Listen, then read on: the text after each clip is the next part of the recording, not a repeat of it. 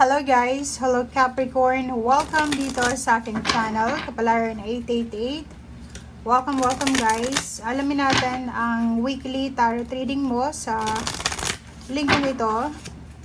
Ito ay general reading, so pwede kang makaresonate. Gamitin mo ang iyong intuition sa panunood. Kumuha tayo dito ng 3 cards para sa lahat ng Capricorn. I hope na makuha mo yung energy sa linggong ito. Okay? If bago ka pala sa channel ko, please wag mong kakalimutan na i-press ang notification bell button. Okay. Capricorn, weekly tarot tayo sa ngayon. Kung makikita mo yung 3 cards mo, ito yung emosyon na kailangan mo sa linggong ito. Yung iba sa inyo dito is punong-puno ng pagdududa.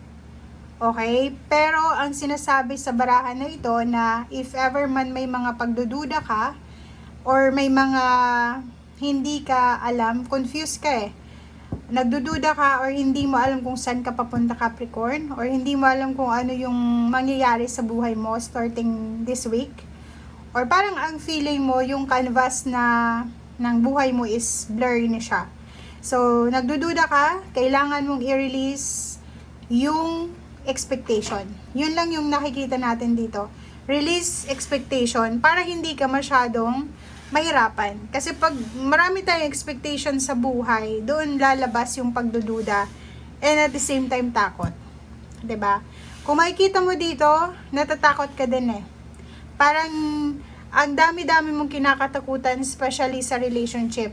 Parang hiniisip mo na hindi mo alam kung ano yung possible na result ng relationship na meron ka sa ngayon, or hindi mo alam kung saan patungo itong relationship na meron ka, or yung iba sa inyo dyan is pwedeng matandang dalaga, matandang binata na, and iniisip nyo kung kailan ba kayo makakapag-asawa. So medyo may fear kayong nararamdaman.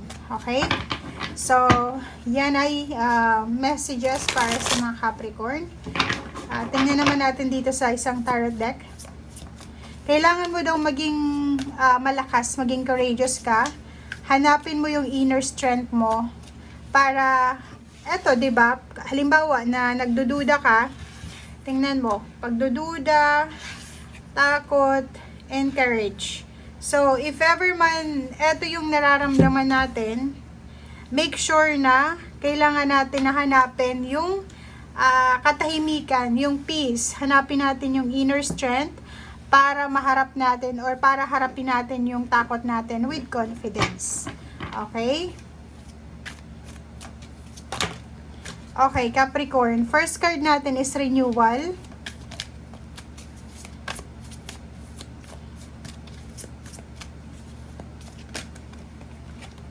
Second and third. Kumuha tayo dito ng 4 cards. And 9 of air. Okay. So, kung makikita mo dito, mayroon kang 44, number 2, number 9. Pero itong number 9 na to na 9 of air or 9 of swords is masyado kang negative. 'Di ba? Parang pagsapit pa lang ng Lunes, medyo negative ka na Parang hindi ka masyadong kalmado, 'di ba? So, nag-expect ka ng worst. So, sinasabi ng barahan na posibleng sa linggong ito, sleepless nights din yung mararamdaman mo or mararanasan mo. So, pwedeng hindi ka makatulog sa sobrang pag-iisip, sa sobrang pag-aalala, sa sobrang takot, sa sobrang pagdududa. So, dito sinasabi ng barahan na kailangan mo talaga ng courage, kailangan mo talaga ng lakas loob na harapin kung ano man tong kinakatakutan mo or kung ano man tong stress na nararamdaman mo sa ngayon. Okay? And renewal, nakikita natin dito na if ever relationship man yan, or pera, or kung ano man, negosyo, if confused ka, nagdududa ka, review and evaluate the situation. Ang bawat detalye. Okay? If for example, renewal to sa trabaho, like renewal of contract, if hindi ka na masaya, 'di ba? So bakit ka pa magre-renew? If relationship naman, pag hindi ka masaya, bakit ka magpapakasal? Or bakit ka mag-i-stay? Okay? So, eto yung parang sinasabi ng barahan na if gusto mo daw na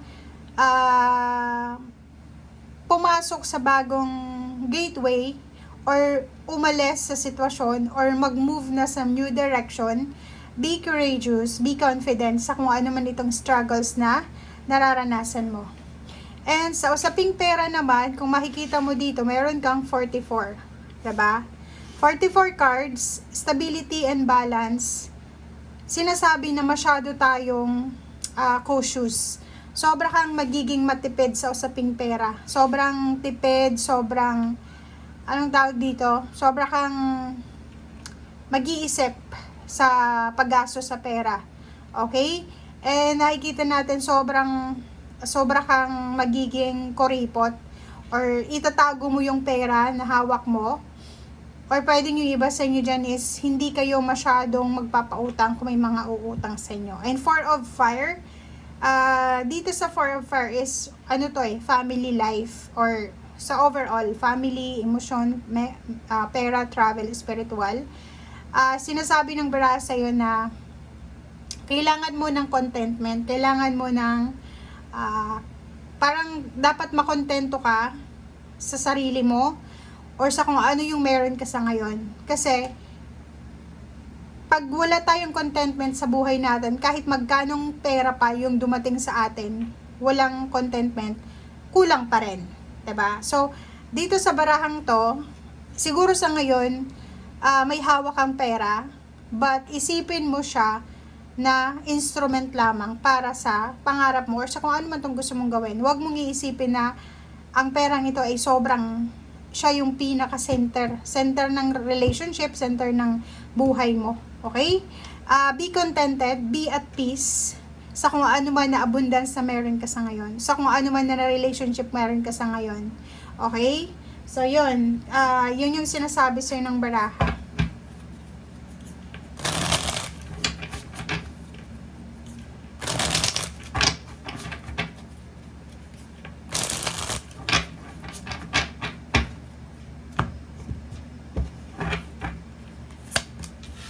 Okay, first card natin dito sa Star Deck na to is 3 of Wands and 4 of Cups. Ang daming sa inyo dito na naghahangad talaga ng stability sa buhay. Marami sa inyo.